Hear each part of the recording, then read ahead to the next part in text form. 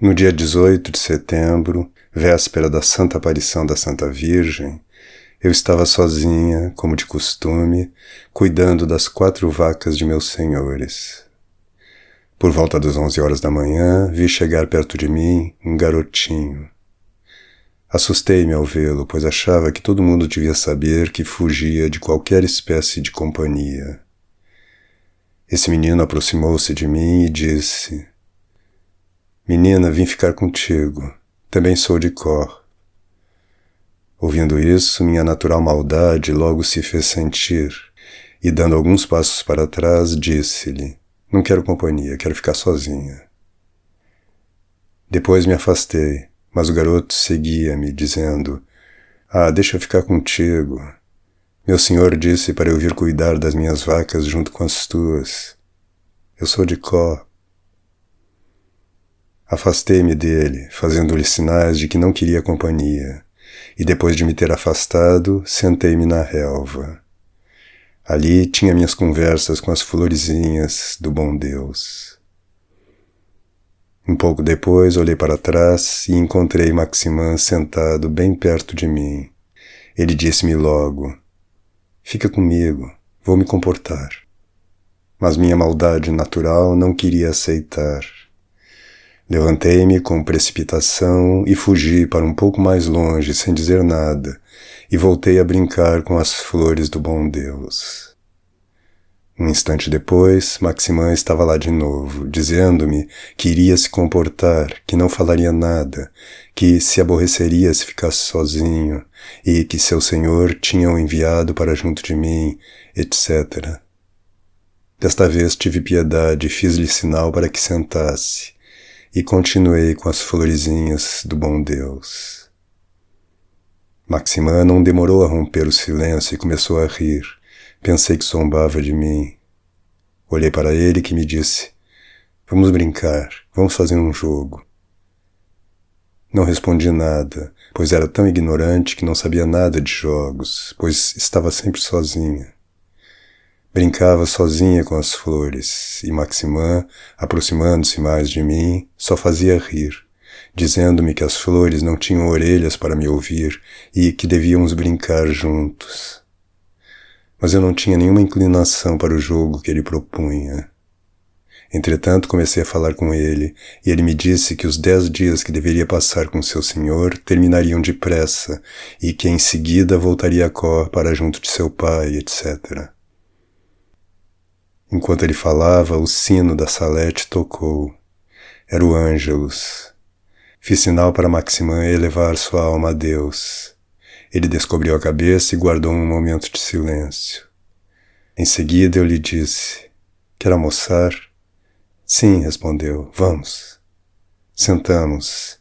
Tirei da minha sacola as provisões que meus senhores tinham me dado e, como de hábito, antes de partir meu pequeno pão redondo, fiz com a ponta da minha faca uma cruz sobre ele e no meio um buraquinho, dizendo: "Se o diabo está aí, que saia, e se o bom Deus está aí, que fique." E rapidamente tapei o buraco. Maximin soltou uma grande risada, dando um safanão em meu pão, que escapou das minhas mãos e rolou montanha abaixo, perdendo-se. Eu tinha um outro pedaço de pão, e nós 2 o comemos. Em seguida fizemos um jogo. Depois, percebendo que Maximin tinha necessidade de comer, indiquei-lhe um lugar da montanha que estava repleto de pequenos frutos. Exortei-o a ir até lá para comer, o que fez imediatamente. Comeu e voltou com o chapéu cheio deles. À tardinha, descemos juntos a montanha e combinamos que cuidaríamos novamente de nossas vacas juntos. No dia seguinte, 19 de setembro, encontrei-me com Maximin no caminho. Subimos juntos a montanha. Descobri que Maximin era muito bom, muito simples, e que falava de bom grado sobre o que eu queria falar. Era também muito dócil, não dando excessiva importância a seus sentimentos. Era apenas um pouco curioso, pois, quando eu me distanciava dele, se me via parar, corria logo para ver o que eu fazia e ouvir o que eu dizia para as flores do bom Deus. E se não chegava a tempo, perguntava o que eu tinha dito. Maximã pediu-me para ensinar-lhe um jogo. Amanhã já estava adiantada. Disse que colhesse flores para fazer o paraíso. Nós dois pusemos mãos à obra, e logo tínhamos uma quantidade de flores de diversas cores. Ouvimos o ângelus da cidade, pois o céu estava belo, não havia nuvens. Depois de ter dito ao bom Deus nossas orações, disse a Maximã que devíamos conduzir nossas vacas para um pequeno planalto, perto de um pequeno barranco, onde havia pedras para construir o paraíso. Conduzimos nossas vacas ao local designado e, em seguida, comemos nossa pequena refeição. Depois, começamos a carregar as pedras e a construir nossa casinha, que consistia em um assoalho, que era, por assim dizer, nossa habitação, e de um andar acima, que era para nós o paraíso. Esse andar estava todo enfeitado com flores de diferentes cores, com coroas penduradas pelos talos das flores. Esse paraíso estava coberto por uma única e larga pedra que tínhamos recoberto de flores. Também tínhamos pendurado coroas ao seu redor. Terminado o paraíso, ficamos contemplando-o. Tivemos sono. Afastamo-nos dali cerca de 2 passos e adormecemos sobre a relva. A bela senhora sentou-se em nosso paraíso sem danificá-lo.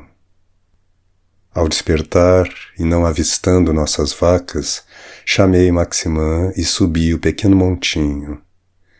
Dali, tendo visto que nossas vacas estavam deitadas tranquilamente, vinha descendo e Maximã subindo, quando, de repente, vi uma bela luz, mais brilhante que o sol, e mal consegui dizer estas palavras.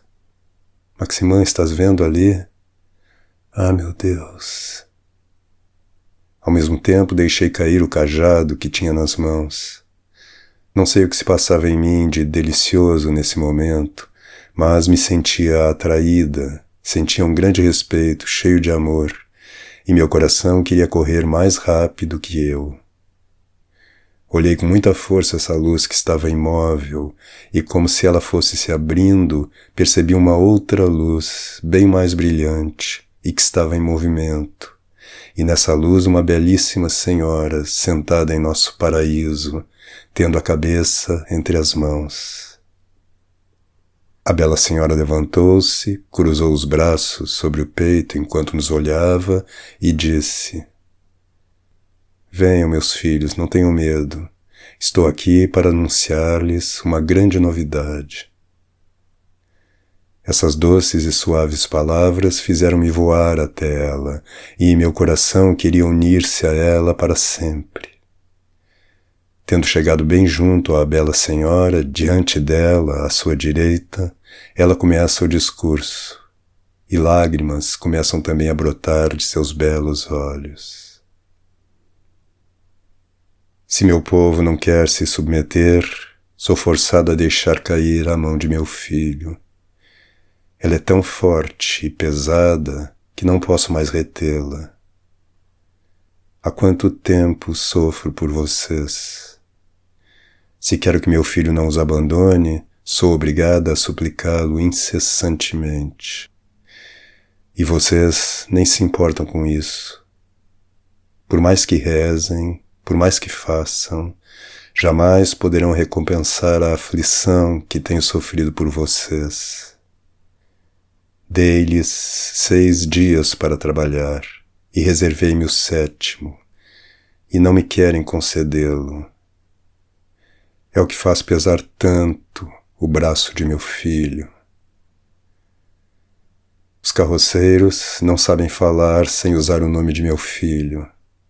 São essas 2 coisas que tornam tão pesado o braço de meu filho.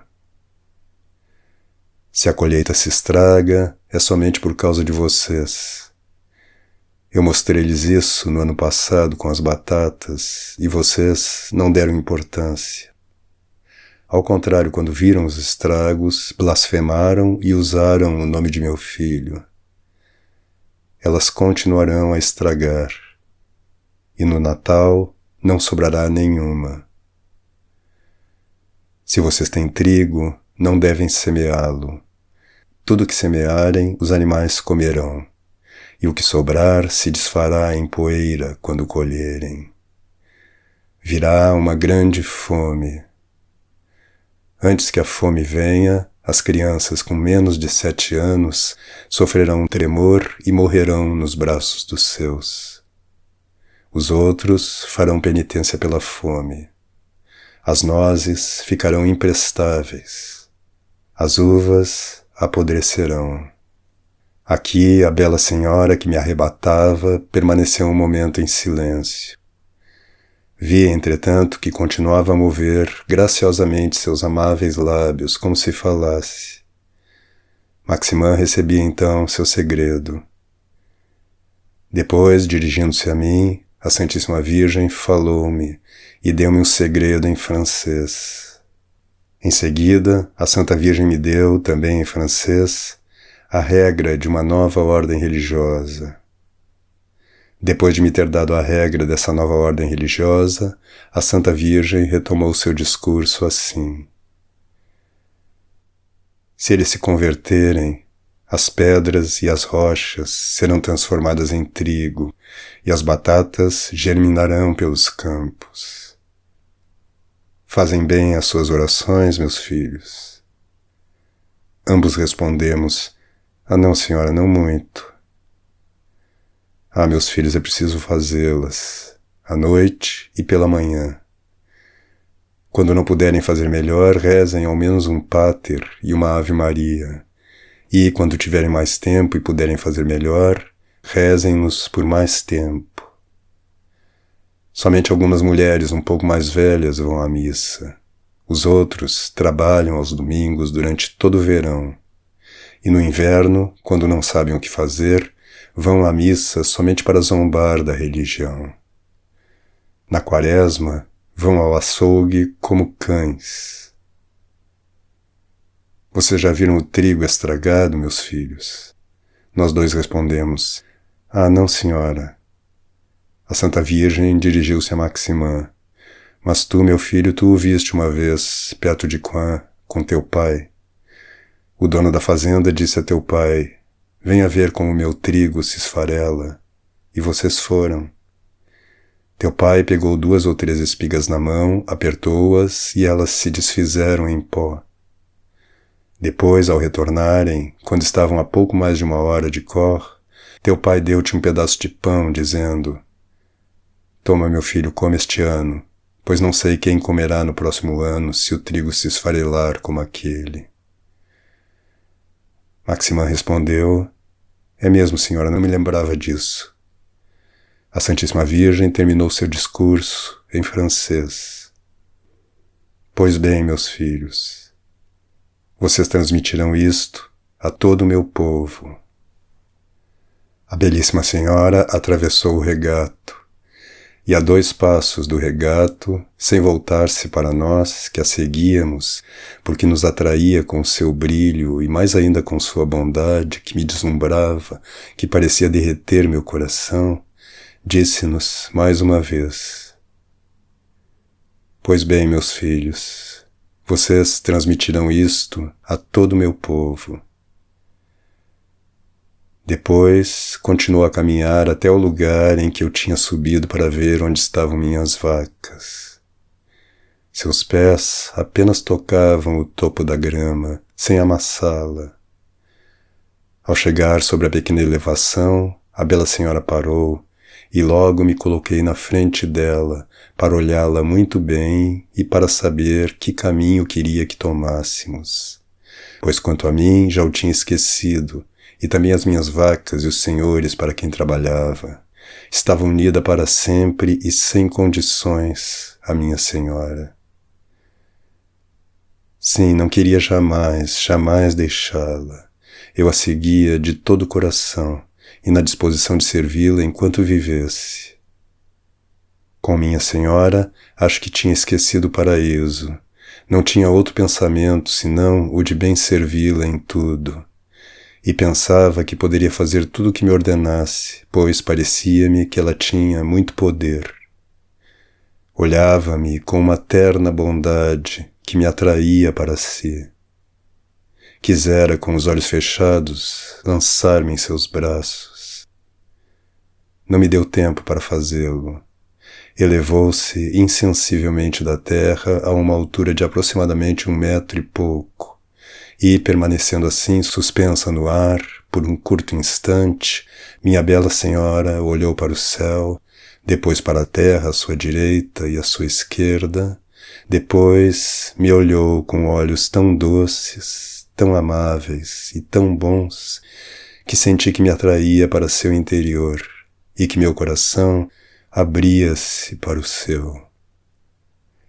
E enquanto meu coração fundia-se em uma doce dilatação, a bela figura da minha boa senhora desaparecia pouco a pouco. Parecia que a luz em movimento multiplicava-se, ou antes condensava-se ao redor da Santíssima Virgem, para impedir-me de vê-la por mais tempo. Assim, a luz tomava o lugar das partes do corpo que desapareciam aos meus olhos. Ou também era como se o corpo da minha senhora se transformasse em luz, diluindo-se. Assim, a luz em forma de globo elevou-se docemente para o lado direito. Não posso dizer se o volume da luz diminuía enquanto ela subia, ou se era seu distanciamento que fazia com que eu visse diminuir a luz enquanto ela subia. O que sei é que permaneci com a cabeça levantada e os olhos fixos sobre a luz, mesmo depois que a luz, que continuava sempre se distanciando e diminuindo de volume, já havia desaparecido. Quando tirei os olhos do céu, olhei ao redor de mim e vi Maximã olhando para mim e disse-lhe: Memã, deve ser o bom Deus de meu pai, ou a Santa Virgem, ou alguma grande santa.